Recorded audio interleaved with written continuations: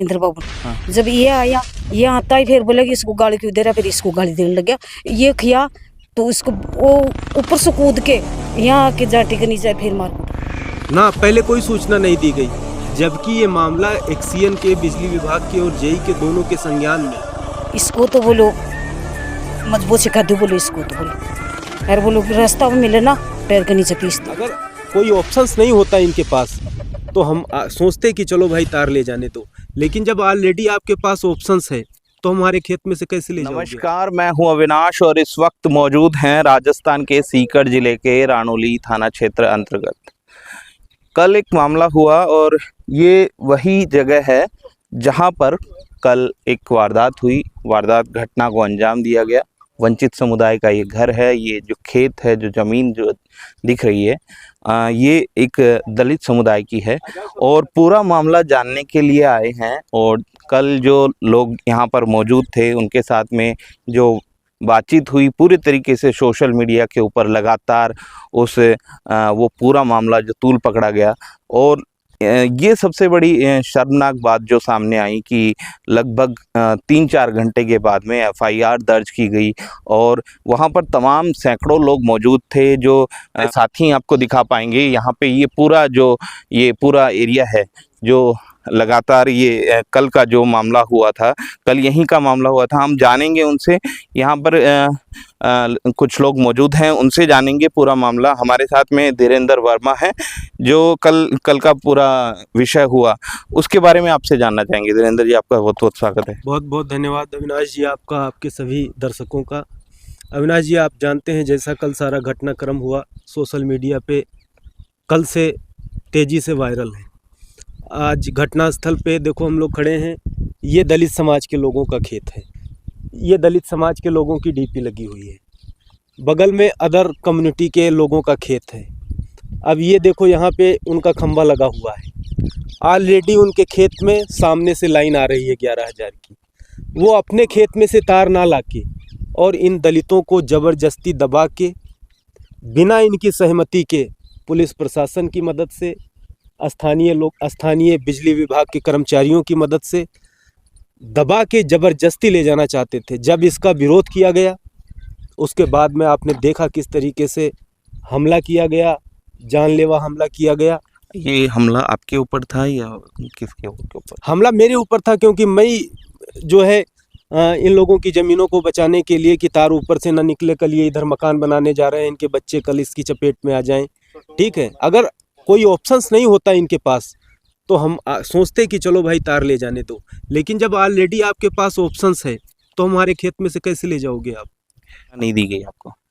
ना पहले कोई सूचना नहीं दी गई, जबकि ये मामला एक्सीएन के बिजली विभाग के और जेई के दोनों के संज्ञान में है। उनको एक एफआईआर लिखी गई ऐसी सुनने में आ रहा है। देखिए, एफआईआर इसलिए नहीं लिखी गई, ठेकेदार बीजेपी का, पुलिस बीजेपी के प्रेशर में काम कर रही है। यहाँ का जितना भी एडमिनिस्ट्रेटिव है सब पुलिस से लेके और नीचे प्रशासन तक सब शासन के दबाव में काम कर रहा है। आपने देखा होगा, चाहे पिछली कांग्रेस की सरकार रही हो, चाहे आज बीजेपी की सरकार है, पहली बात दलितों के पास ज़मीन बची कहाँ है? सारी ज़मीनें तो छीन ली। आप देखो, कानून बना है कि किसी SC ST वर्ग के आदमी की ज़मीन किसी अदर कम्युनिटी के आदमी की नाम ट्रांसफ़र नहीं होगी। एग्रीकल्चर लैंड को ख़रीदा जाता है, 10 बजे ज़मीन की रजिस्ट्री होती है, 11 बजे उसका म्यूटेशन हो जाता है और एग्रीकल्चर लैंड को तहसीलदार मोटा पैसा लेके तुरंत उसको आवासीय में मतलब कन्वर्ट करके सारी एग्रीकल्चर लैंड दलितों की छीन ली गई। थोड़ी बहुत जो दलितों के पास ज़मीन बची है उस पे भी ये भूमाफिया, ये शोषण करने वाली जो मानसिकता है वो भी उस पर नज़र गड़ाए बैठे हैं कि दलितों के पास जो 1-2 उम्रा ज़मीन बची है इसको भी कैसे छीन के इनको रोड पर किया जाए। कांग्रेस की माँ है RSS।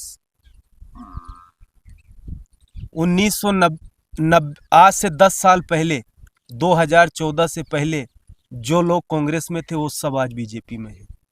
सरकारें बदलती हैं राजस्थान में, पैसे लेने वाले बदल जाते हैं, बंदी लेने वाले बदल जाते हैं, गरीब जनता के जीवन में कुछ नहीं बदलता है। केवल लगता है कि सरकार बदल गई, वही चोर, वही भूमाफिया, सब कुछ वही वैसे ही काम करते हैं। इस चीज़ को ऐसे समझता हूँ कि जो अब क्या लग रहा है कि न्याय की उम्मीद को लेकर आप कैसे देखते हैं?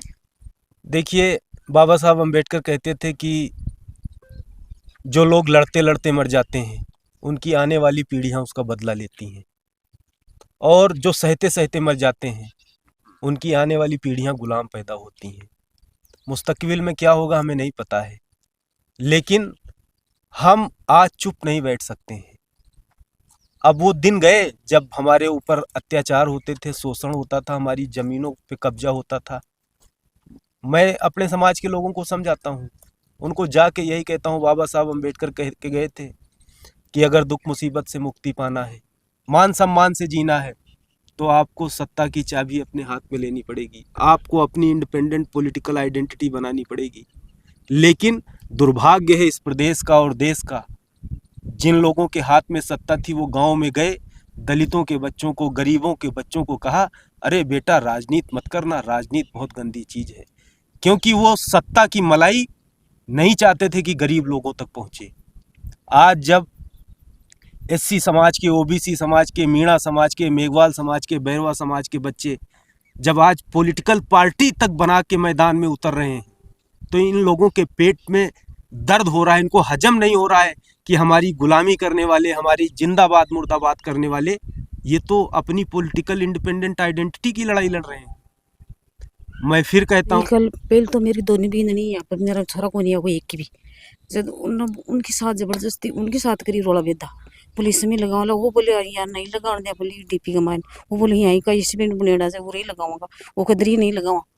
बाद में उरे वो गाड़ी गुड़ी देने लगा ना माने, जब धीरेन्द्र बाबू आगा ये आया, जब ये बोले क्यों दे रहा इसको गाड़ी, जब फिर इसको मारपीट करने लग गया, और कुछ फिर इसको मारपीट करने लगा। एक महीना होगा ये खम्मा रुपया जद, ये खम्मा रुपया जद में अप्लीकेशन दिया, भाई हमारा नहीं लेते, जिस का माने रात ने शाम की दारू पीर गाल काटे। दूसरी बात, इधर ट्रैक्टर लियावा एक अड़ावा नहीं डोला के आप जार देख लो कहाँ पर अड़ाड़ा, फिर उनकी खातर फिर शाम ने फिर गाल काटे। अच्छा, माना के लो बताओ, ये तार के बन रहे तार के यो इधर बार वो के मांगे, उसको उधर बार हम नहीं मांगा कुछ। सही है। फिर इन उरे माने फिर शाम ने फिर गाल काटे मान, यो के मतलब फिर ऐसे बोलिया लाइट तो लगेगी नहीं लगेगी, इसको तो बोलो मजबूत सिखा दो, बोलो इसको तो बोलो यार, बोलो रास्ता में मिले ना पैर के नीचे पीस दे, बोलो क्या बात। कौन बोले? ये बोले बा इसकी सुआ मिल की, वो बोली ये जो डोकरी। ये घर आप हाँ। दिखाएंगे एक बार, ये जो तारबंदी के हाँ। पीछे का जो घर है, हाँ हाँ, ये इन लोगों ने बोला? इन लोगों ने बोला अच्छा अच्छा। सुआ मिल की, वो बोली। और जो बिजली वाला है ना, वहाँ पर हाँ मैं तार इकट्ठा करके ले गया, 3 तार हाँ, 3 तार इकट्ठा, वो गाड़ी देने लग गया, गाड़ी देने लग गया, तो मैं फिर फोन कराया धीरेन्द्र बाबू ने। हाँ। जब ये आया, ये आता ही फिर बोला कि इसको गाड़ी क्यों दे रहा, फिर इसको गाड़ी देने लग गया। ये किया तो इसको वो ऊपर से कूद के यहाँ के जाटी के नीचे फिर मारकूट करने लगा। अच्छा, फिर मारकूटन करने लग गया। फिर मैं क्या करा, मैं तो 3 आदमी 4 तो आदमी, 3 तो बिजली वाला, और एक इसको बैठो। तो आज आप इस चीज़ को समझ सकते हैं कि महिलाएं जो हैं वो भी अपनी पीड़ाएं बता रही हैं। धीरेन्द्र जी ने अपनी पीड़ा बताई कि आज जो दलितों की आवाज़ जो उठाता है राजस्थान में, उनके ऊपर किस तरह के हमले होते हैं, जो मानसिकताएं हैं वो बदली नहीं हैं। हम तमाम ऐसे मुद्दों के साथ में आपके साथ में बने रहेंगे, तब तक आप भी हमारे साथ में बने रहें। तब तक के लिए शुक्रिया। जय भीम।